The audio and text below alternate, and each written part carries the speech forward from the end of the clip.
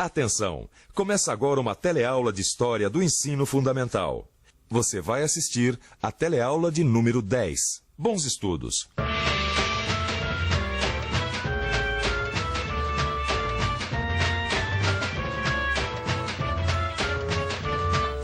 O que você faria se eu te levasse para um país desconhecido para trabalhar 18 horas por dia, sem salário e sem mordomia nenhuma?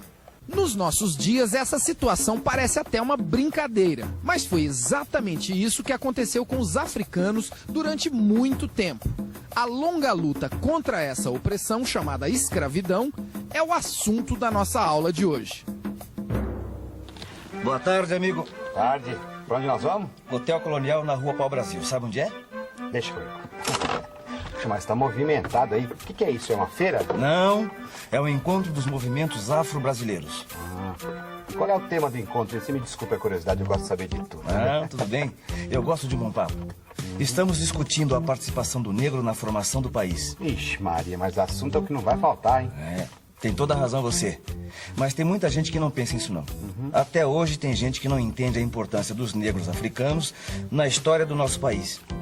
Mas que besteira, não é? Como é que pode? Será que essa gente não sabe que sem os estrangeiros, esse Brasil não seria nada do que ele é hoje? É ou não é? É. Você está falando dos imigrantes.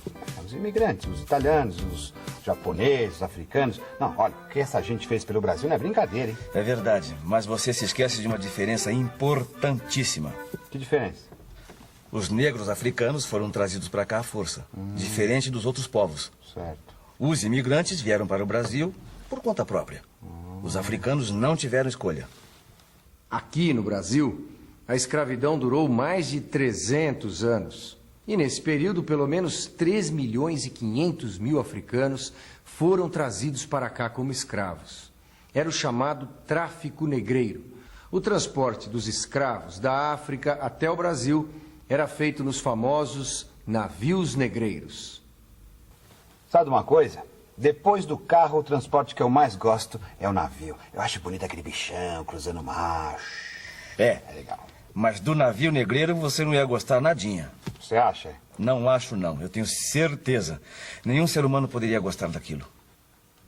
Naquele tempo, uma viagem de navio da África ao Brasil durava no mínimo 2 meses. Os escravos vinham amontoados nos porões dos navios negreiros.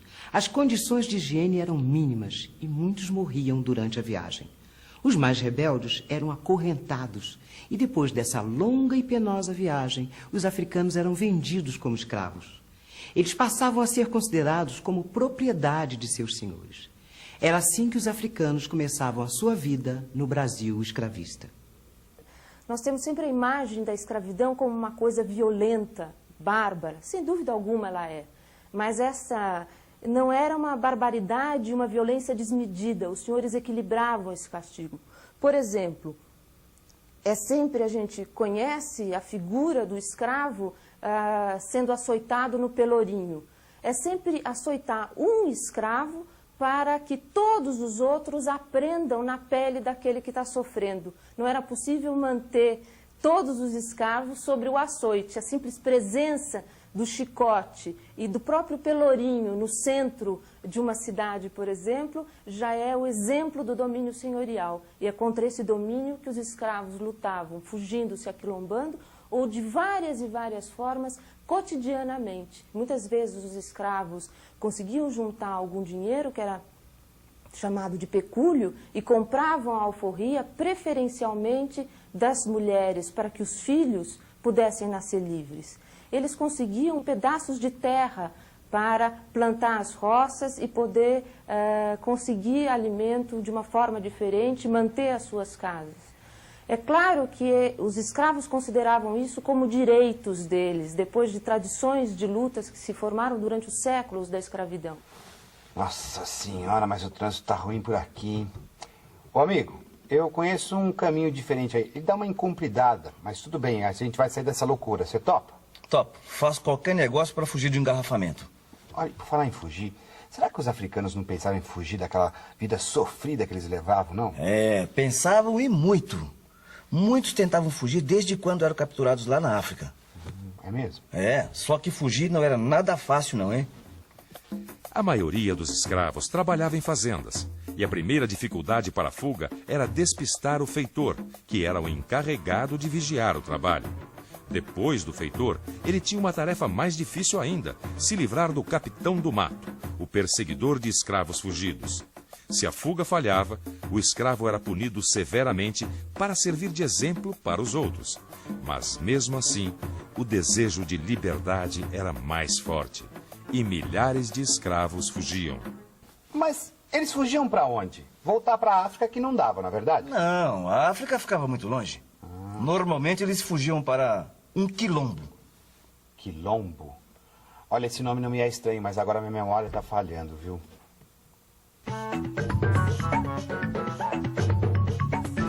Quilombo, aldeias de escravos fugidos, onde se organizavam para garantir a subsistência e apoiar outras fugas, fazendo crescer o grupo de rebeldes. O Quilombo de Palmares, na Serra da Barriga, em Alagoas, foi o maior de todos os quilombos. Ele chegou a ter cerca de 20 mil habitantes e durou quase 100 anos, vivendo da agricultura de subsistência e do artesanato.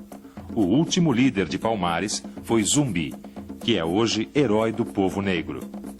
O dia de sua morte, 20 de novembro, é o Dia Nacional da Consciência Negra. Se a fuga de um escravo era planejada, ele recebia indicações precisas de como chegar aos quilombos. Se ele fugia de supetão, se escondia no mato, às vezes até nos arredores da fazenda.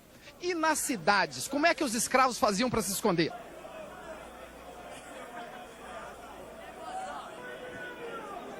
Você vê um cara de gravata por aqui? Eu vi agora há pouquinho, ele saiu para lá. Um cara de jaleco azul. Era esta a tática utilizada pelos escravos que fugiam para as cidades. Eles se misturavam com pessoas parecidas com eles. Assim ficava muito difícil de encontrar. No caso, os escravos se misturavam com negros e mulatos libertos que circulavam pelas ruas. Isso passou a acontecer no século XIX, quando as cidades ficaram grandinhas. Mas me conta uma coisa, nessas cidades já grandinhas, eles não se organizavam para lutar pela liberdade? É claro. Já no século XIX, muita coisa estava mudando. Sei. Imagina só, Rio de Janeiro, Salvador, Recife, eram cidades onde viviam muitos negros africanos. Sei. A todo momento estourava uma rebelião. É? Em Salvador, por exemplo, aconteceu a famosa Revolta dos Malês, quando os escravos tomaram a cidade por vários dias. Interessante. Aliás, por falar em Salvador, eu estava me lembrando. Lá na Bahia, o pessoal até hoje usa palavras africanas no dia a dia, não é isso? Não é só na Bahia, não. É no Brasil inteiro. Você mesmo. Você, com certeza, está acostumado a usar palavras de origem africana e nem sabe. É? O brasileiro está acostumado a falar palavras de várias línguas. Inglês, hot dog. Francês, sutiã. Italiano, espaguete. Mas será que o brasileiro conhece alguma palavra africana? Vamos ver. O brasileiro, por favor, pera aí. Você conhece alguma palavra africana? Africana? É. Não, Nenhuma? nenhuma. Não. Conheço, mas não lembro. Nenhuma. Como é o nome dessa fruta? Banana? Essa banana é da África, né? Conhece alguma outra? Não. Tem muitas outras, olha só. Quindim? Samba. Vatapá. Cafuné. Macumba. Banzo. Bunda. Amaz é água. Quilombo. O negro é sabido, ele é importantíssimo na cultura brasileira de uma maneira geral. A começar pela língua. A influência de palavras africanas nos deu um vocabulário grande e que criou uma diferença entre o português falado em Portugal e o português falado no Brasil. A religião, os africanos conseguiram fazer no Brasil um outro tipo de religião, que o brasileiro, de maneira geral, o católico, ele é um pouco espírita afro-brasileira, mas grande parte. E quase todos os afros brasileiros que são de candomblé ou de umbanda são católicos também. Na música, aí que o negro mesmo influenciou bastante. O Brasil é o país mais rico musicalmente do mundo. dada a sua variedade de ritmos. Uma outra coisa importante que o Brasil tem é a culinária nossa. A nossa culinária ela é fantástica, o Brasil é muito grande. Então, os africanos influenciaram totalmente a comida baiana, a cozinha baiana. A feijoada carioca também foi criada pelos negros. Agora, eu acho que foi mesmo fundamental na língua, porque isso uniu o Brasil todo. O Brasil tem um swing na língua, tem um balanço no falar, com algumas diferenciações regionais, mas todas baseadas muito na língua africana, que enriqueceu bastante o nosso vocabulário. Puxa vida, mas o Brasil tem muito tempero africano, não é mesmo? Pois é. Mas como eu estava dizendo antes, o século XIX foi o tempo em que a liberdade passou a ser finalmente considerada um direito de todos. A escravidão passou a ser combatida no Brasil e em todos os outros países da América. Mas já estava mais do que na hora dessa história acabar, não é isso? Liberdade! Liberdade!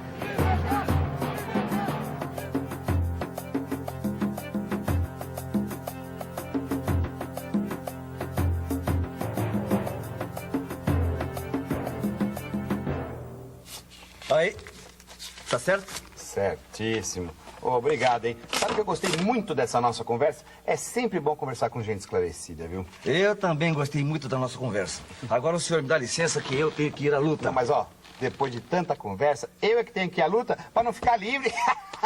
Mas como assim? É porque se esse taxímetro fica muito tempo livre, cara, eu tô perdido. Mas tudo de bom pra você, viu? Continua na luta aí.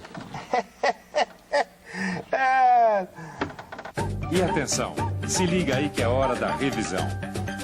Na aula de hoje, nós vimos que os africanos contribuíram e muito para a formação do Brasil. Lembramos que eles foram trazidos para cá à força como escravos nos navios negreiros. Vimos também como eles se adaptaram criativamente à sua nova vida no Brasil e como muitos deles lutaram contra a violência da escravidão. Trocando em miúdos é o seguinte: durante os 3 séculos de escravidão, os escravos sempre lutaram para conquistar a sua liberdade. Para saber mesmo o que foi a luta dos escravos, o melhor é estudar. Só assim você vai ter uma noção verdadeira da importância dos negros na história do nosso país.